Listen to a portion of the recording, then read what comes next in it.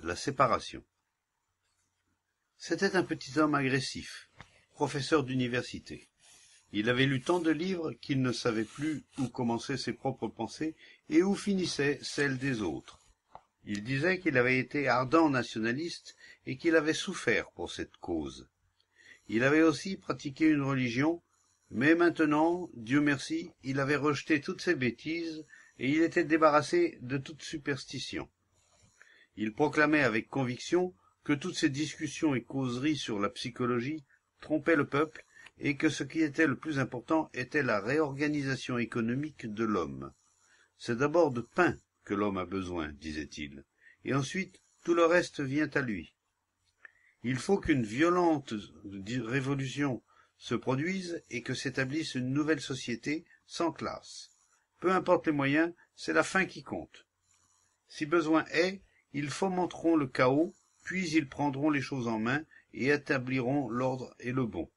Il disait que le collectivisme est essentiel et que l'exploitation de l'individu doit entièrement disparaître. Il était catégorique quant à l'avenir, et comme l'homme est le produit du milieu, il façonnerait l'homme en vue de cet avenir. Il sacrifierait tout au futur, au monde qui doit venir.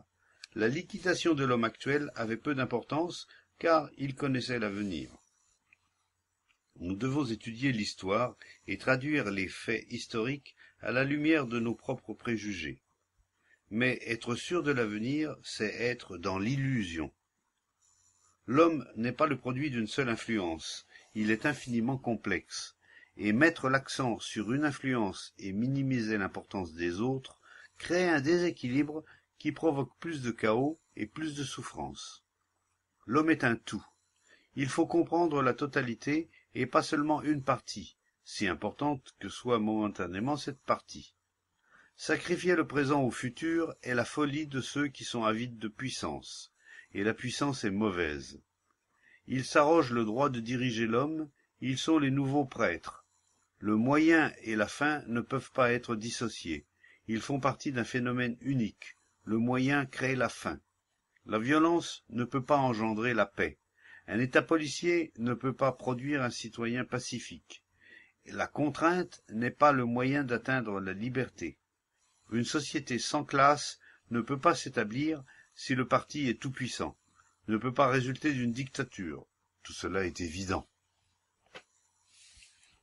L'identification à la collectivité ou à une idéologie ne détruit pas la nature distincte de l'individu. La substitution ne résout pas le problème de la séparation, et elle ne peut pas être supprimée.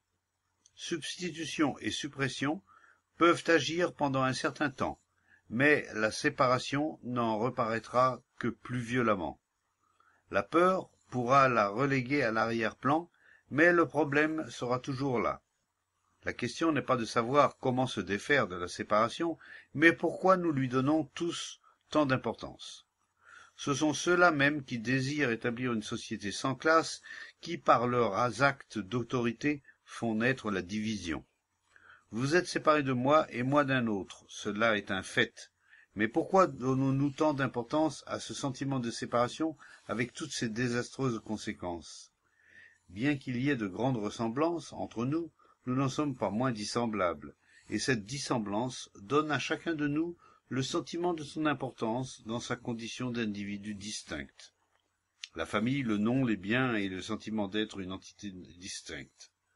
Ce sentiment de séparation, d'individualité, a fait énormément de mal, et c'est de lui que découle le désir de travail et d'action collective, le sacrifice de l'individu au tout, etc. Les religions organisées ont tenté de soumettre la volonté du particulier à celle du tout, et maintenant le parti, qui assume le rôle de l'État, fait tout ce qu'il peut pour engloutir l'individu. Pourquoi tenons-nous tant à ce sentiment d'être distincts? Nos sensations sont distinctes, et nous vivons de sensations. Nous sommes sensations. Qu'on nous prive de sensations agréables ou douloureuses, et nous ne sommes plus. Les sensations ont une grande importance pour nous, et elles s'identifient à l'état de séparation. L'homme et le citoyen ont des sensations différentes à différents niveaux, et quand elles se heurtent, il y a conflit. Mais les sensations s'opposent toujours les unes aux autres, que ce soit dans la vie privée, ou dans la vie publique. Le conflit est inhérent à la sensation. Tant que je désire être puissant ou humble, il y a conflit de sensations, qui provoque de la souffrance dans la vie intime, comme dans la société. Le perpétuel désir d'être plus ou d'être moins donne naissance au sentiment d'individualité et d'isolement.